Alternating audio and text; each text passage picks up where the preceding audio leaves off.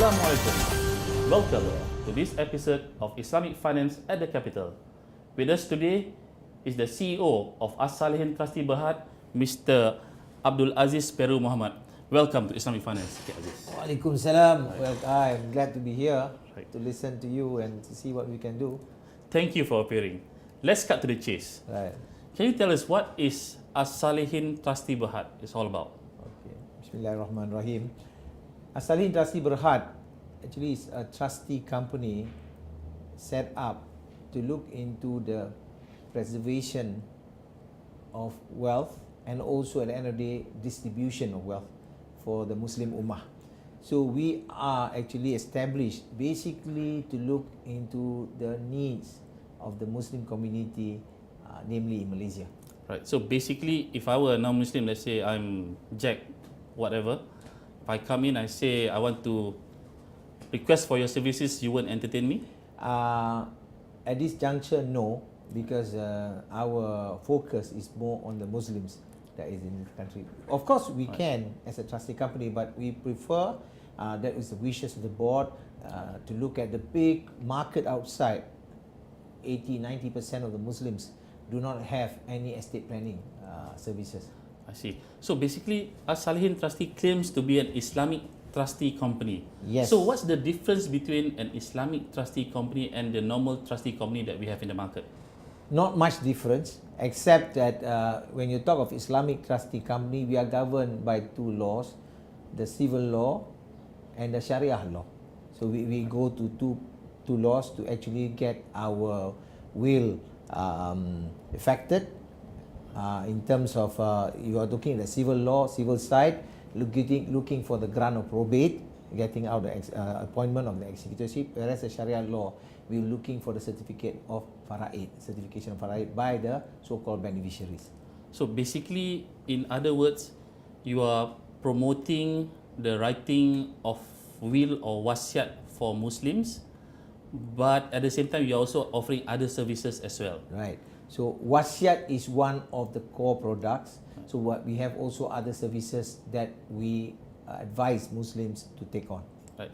When you compare the will writing by Muslims as compared to the non-Muslims in Malaysia, do you have any figures as to the percentage of Muslims writing wills as compared to non-Muslims who are actually leave a will behind? You see, based on what they call discussion with Amanah Raya, other friendly parties, we know for a fact that 90% of Muslims do not have a will. Do not have a will. Only 10% also have some form of will written. You understand? Right. But when I talk of will here, when I say 90%, I also include when I talk will is only a part of estate planning. You understand? So estate planning encompasses a will plus what you can plan now. In terms of, you can talk of a gift. You can talk of the various other documents. So 90% of them do not have a will. And how many percent of non-Muslims have wills? That I would say certainly Much higher than Muslims. Much higher than Muslims. Much higher Muslim, but also there's a big room for them for improvement. I'm saying, I mean, you're talking of Malaysian population is about 26 million, about 13 million or so Malay Muslims plus other pribumis. So you are talking of them, say around 13 million who are non-Muslims plus and minus. I would say maybe 50% of them, 60% might not have a will, because will can be done individually, can be done by a lawyer, can be done by a will company, can be done by a trust company. So you are talking of whether it is recorded or not, it's not known. But based on statistics and talks, we are saying Muslims 90% do not have, non-Muslim maybe about 50 or 60% have wills. So, Cik Aziz, why do Muslims actually require a will? Isn't the faraid laws that takes into account after one have passed away enough, or what's the situation like? You see, a will is a wish of so-called the deceased, wish. But the key part of a will is two things.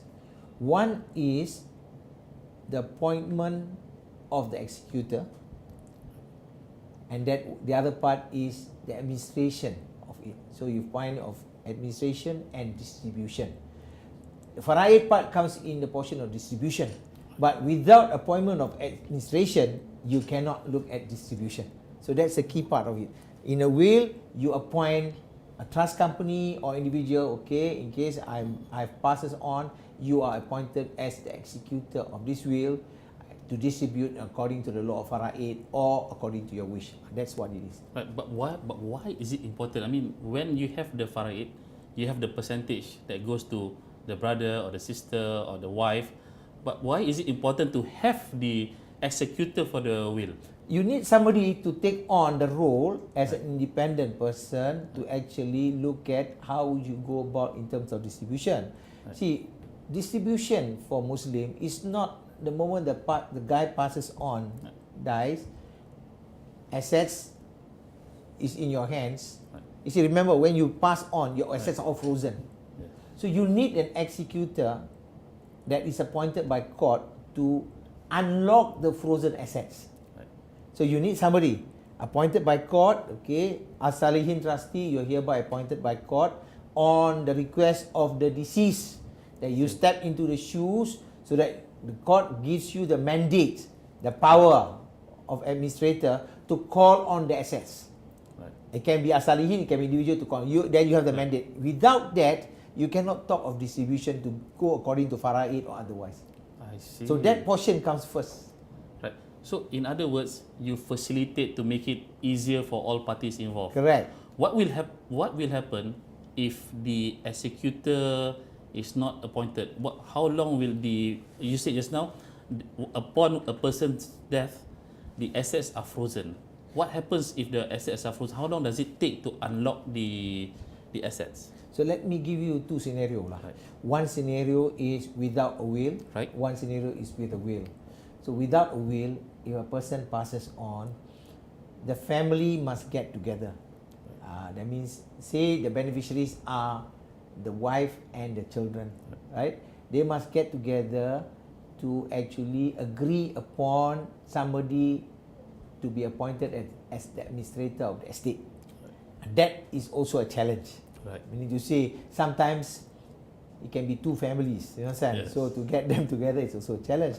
Sometimes the beneficiaries are all over the world, some in London, Singapore. So to get them together, that's also a challenge. Sometimes they are rich beneficiaries and poor beneficiaries. It says, I got no time, you understand? So this becomes, so the moment that getting them together is hassle, you find that getting the estate or getting the appointment of administrator prolongs. Right. And that has an impact in terms of, in case some of the beneficiary passes on, Right. then you find another level of beneficiaries coming in. So from say 5 can become 10, can become 15. Right. So a challenge of getting, as it is now, more than 40 billion of assets are frozen because you know nobody does anything about it. So that is without a will.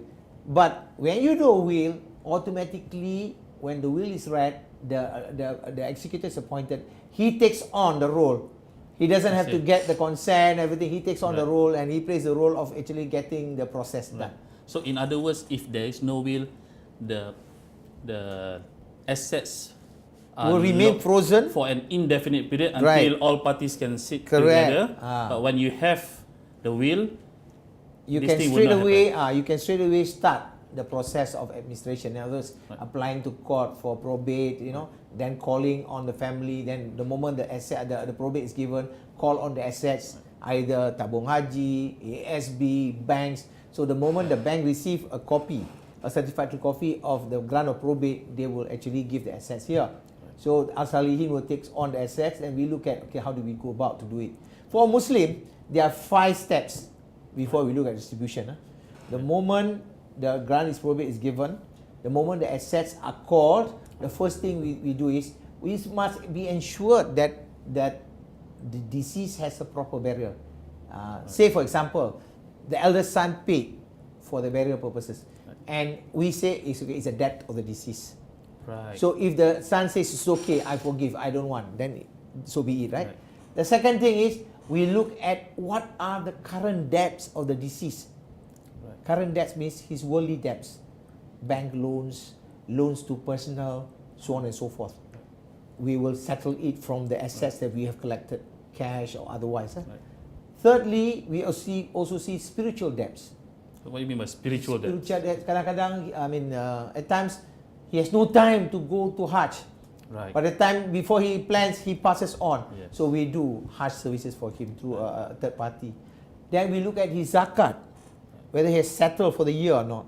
Oh. We look at it. Right. Sometimes we do fardu kifayah. For example, fasting he has not completed, so we do some payment towards the fast. So all this process we do.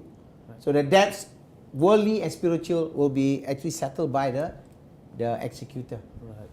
And In a will, you can also will the way for a Muslim 1/3 to your non-heirs. 1/3. 1/3 Right. maximum to your non-heirs.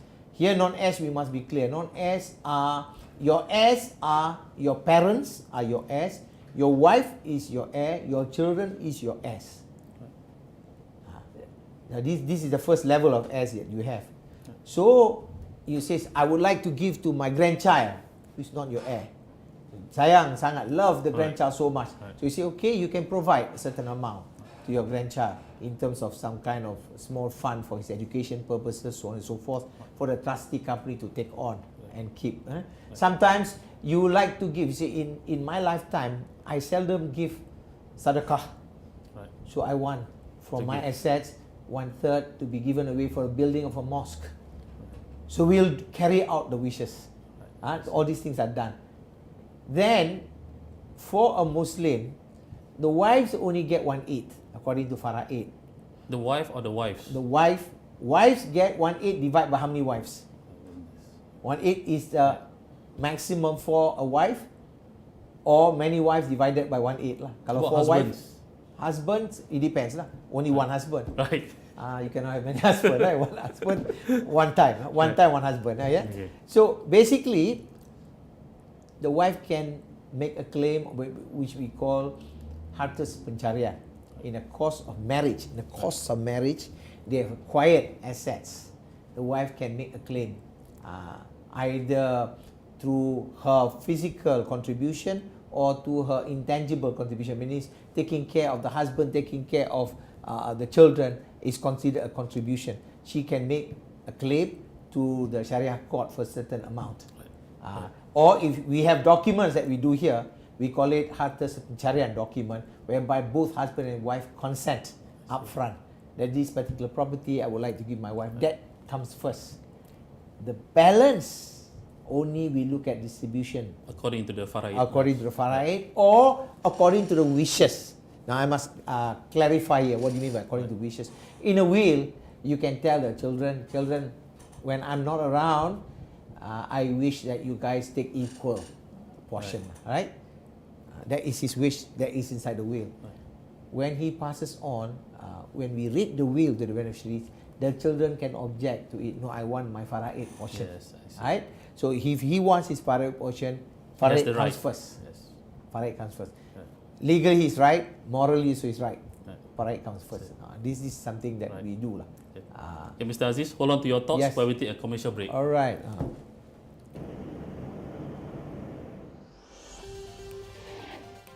We'll ask them. Sometimes they write down, I have A, B, C, D, E. But then, They also have E, F, G, H. correct. Right. Then that's it. So we will basically collect.